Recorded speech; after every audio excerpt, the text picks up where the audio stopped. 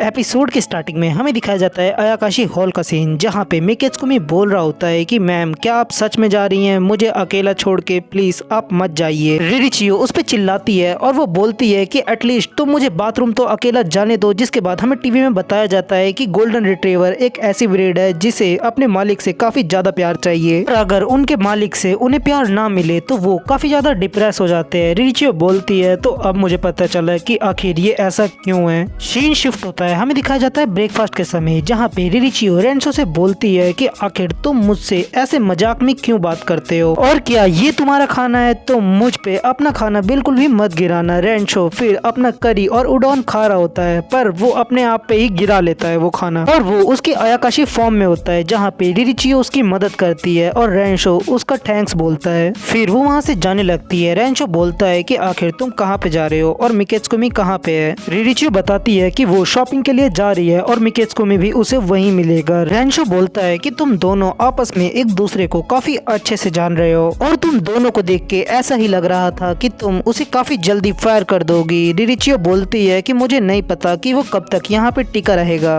रेंसो रोने लग जाता है, वो बोलता है कि देखो तुम्हारी माँ को कितना ज्यादा अच्छा लग रहा है। रिरिचियो बोलती है कि तुम बकवास करना बंद करो। वो बोलता है कि मुझे इतनी ज्यादा खुशी है कि अब तुम वो बातें बोल पाती हो जो पहले सिर्फ तुम लिख पाती थी। रिरिचियो बोलती है कि वो सब पुरानी बातें थी और अब तुम वो सब भूल जाओ। रेंसो उसके पीछे जा रहा होता है तो रिरिचियो बोलती है कि मैं ये स्प्रे तुम पे मार दूंगी। रेंसो बोलता है कि आखिर ये क्या है तो रिरिचियो बताती है कि ये करी का दाग हटा देगा। जहाँ पे कुछ देर बाद मिकेत्सुमी उसके गेट पे जाता है और उसे गुड मॉर्निंग विश करता है। रिरिचियो उसकी चोट को देखती है और उसे काफी ज्यादा बुरा लग रहा होता है। वो बोलती है कि आखिर तुम्हारी चोट कैसी है तो मिकेत्सुमी बोलता है कि हम लोग ह्यूमन से ज्यादा ताकतवर होते हैं इसलिए उसे कुछ भी दर्द महसूस नहीं हो रहा। वो बोलता है कि चलिए मैम हमें ब्रेकफास्ट के लिए चलना चाहिए, हमें काफी लेट हो गया है। रिरिचियो बोलती है कि वो पहले ही लंच कर चुकी है तो मिकेत्सुमी पत्थर का बन जाता है ये बात सुन के। मिकेत्सुमी बोलता है कि आज आपने अपने आप से खाना ऑर्डर किया और खुद पानी लेकर पिया, क्या अब आपको मेरी कोई भी जरूरत नहीं है। मिकेत्सुमी बोलता है कि अब आपको क्या मेरी कोई भी जरूरत नहीं है, आप मुझे अभी तक इसीलिए सह रही थी क्योंकि आपने उस दिन वो कुछ वर्ड्स कह दिए थे मुझे। अभी रेंसो उन लोगों को आवाज लगाता है कि हे तुम दोनों शॉपिंग पे जा रहे हो ना, तो मुझे भी शॉपिंग पे चलना है और तुम मुझे वहाँ तक लिफ्ट दे देना। हम देखते हैं कि उस टीवी पे दोबारा से वही शो आ रहा होता है और वो लड़की एक नई ब्रीड के बारे में बताती है और वो बोलती है कि ये काफी ज्यादा ओबीडियंट तो होती है और अगर आपने इन लोगों का ठीक ढंग से ख्याल ना रखा तो आप ही इनके नौकर बन जाओगे। रिरिचियो फिर से बोलती है कि अब उसे समझ आया कि आखिर ये ऐसा क्यों है। रिरिचियो रेंसो से बोलती है कि मुझे बिल्कुल भी नहीं लगा था कि तुम जैसा स्लॉथ भी कभी शॉपिंग पे जाता होगा। जिसके बाद सीन शिफ्ट होता है, हमें दिखाया जाता है आयाकाशी हॉल का सीन, जहाँ पे सब लोग किसी चीज की तैयारी कर रहे होते हैं। नोबारा रोरोमिया को कुछ पैसे देती है और वो बोलती है उससे कि तुम्हें जो भी अच्छा लगे तो वो उसे खाने के लिए ले सकती है। नेक्स्ट सीन में हमें दिखाया जाता है रिरिचियो को, जो कि कुछ पुरानी बातें सोच रही होती है। वो बोलती है कि मिकेत्सुमी ने कहा था कि वो मेरे लिए लॉयल है ना कि मेरे परिवार के नाम से, और उसे नहीं पता कि वो वर्ड्स उसके लिए कितने ज्यादा मायने रखते हैं। रिरिचियो बोलती है मिकेत्सुमी से कि क्या उसे कुछ चाहिए। मिकेत्सुमी बोलता है कि नहीं उसे कुछ भी नहीं चाहिए और आप मेरा इतना ख्याल रख रही हैं इसलिए आपका बहुत बहुत शुक्रिया। मिकेत्सुमी लास्ट में बोलता है कि मैम अब सिर्फ हमें एक सेल फोन खरीदना है। तो रेंसो बोलता है कि क्या तुम्हारे पास सेल फोन नहीं था तक। रेंसो बोलता है कि हाँ तुमने ठीक कहा, तुम्हारे पास कोई फ्रेंड्स नहीं है जिसे तुम कॉल कर सको। और हम देखते हैं कि वो दोनों उसे काफी दया भरी नजरों से देख रहे होते हैं। रिरिचियो बोलती है कि अगर उसके पास एक सेल फोन रहेगा तो वो उसके लिए काफी ज्यादा अच्छा रहेगा। रेंसो बोलता है कि आखिर तुम्हें पता भी है तुम्हें क्या लेना है। रिरिचियो काफी सारे पैम्फलेट निकालती है और वो बोलती है कि वो अपना होमवर्क काफी पहले ही कर चुकी है। हम देखते हैं कि वो एक फोन पसंद करती है और वो उसकी बिलिंग कराती है। रिरिचियो रेंसो से बोलती है कि आखिर तुम यहाँ पे क्या लेने आए थे, तुमने कुछ भी नहीं लिया। रेंसो बोलता है कि मैंने लिया है ना एक केक। रिरिचियो बोलती है कि मुझे तो लगा था कि सिर्फ तुम कप नूडल खाते हो। मिकेत्सुमी कहता है कि तुम दोनों आपस में एक दूसरे को काफी अच्छे से जानते हो। रेंसो बताता है कि वो उसे काफी टाइम से जानता है और अगर देखा जाए तो वो रिरिचियो का बड़ा भाई है क्योंकि वो जहाँ पे भी जाती है वो अपने दुश्मन बना लेती है और इसीलिए उसे एक अच्छा बड़ा भाई चाहिए था। और हाँ तुम मुझे ओनिसामा बुला सकते हो। शो बोलता है कि मिकेत्सुमी तुम्हारा क्या, आखिर तुम्हें क्या लेना था जो तुम यहाँ पे आए हो। मिकेत्सुमी बताता है कि वो यहाँ पे मैम को सिर्फ कंपनी देने के लिए लाया था और उसे ऐसा लगता है कि उसका सपना पूरा हो गया। रेंसो बोलता है रिरिचियो से कि तुम्हें पता है कि आखिर ये क्या सोच रहा है। जब वो लोग आयाकाशी हॉल पहुँचते हैं तो नोबारा बताती है कि अभी तक रोरो मिया घर नहीं आई है और यहाँ तक कि वो उन लोगों के कॉल्स का भी जवाब नहीं दे रही है और अब उन्हें जल्द से जल्द कुछ करना होगा क्योंकि ये टाइम है योकाई के हंटिंग का। रिरिचियो उनसे उनका नंबर लेती है। रेंशो बोलता है कि मैं उसे आसमान से ढूंढने जा रहा हूँ। रिरिचियो उसे रोकती है और वो बोलती है कि वो नहीं चाहती कि वो भी उनके संग खो जाए। तभी वो कहीं पे पैर रखती है जहाँ पे एक योकाई बाहर निकलता है। मिकेत्सुमी उसे रोकने की काफी कोशिश करता है पर तब तक काफी देर हो जाती है। वो योकाई रिरिचियो को अपने अंदर बंद कर लेता है। रेंशो बोलता है कि आखिर यहाँ पे क्या हुआ। मिकेत्सुमी बोलता है कि रिरिचियो मैम इस वॉल के अंदर ट्रैप हो गई हैं और तुम उन्हें जाके देखो क्या वो ठीक है। जिसके बाद वो अपनी आयाकाशी फॉर्म में आता है और वो काफी ज्यादा गुस्से में होता है। रेंशो रिरिचियो के पास जाता है और वो उससे बोलता है कि क्या तुम ठीक हो। रिरिचियो बताती है कि ये सिर्फ एक न्यूरिकाबे है और इससे डरने की कोई भी बात नहीं है। न्यूरिकाबे एक योकाई होता है जो कि ट्रैवलर्स का रास्ता रोकता है एक वॉल बना के। रेंशो बोलता है कि अगर ऐसी बात है तो गुड नाइट। जिसके बाद वो सोने लग जाता है। रिरिचियो बोलती है कि तुम मुझे गुस्से दिलाने की कोशिश मत करो। रेंशो बोलता है कि चलो बस करो, मैं सिर्फ तुमसे मजाक कर रहा था। रिरिचियो फिर मिकेत्सुमी के बारे में सोच रही होती है कि कैसे वो उसका बाहर इंतजार कर रहा होगा। जिसके बाद वो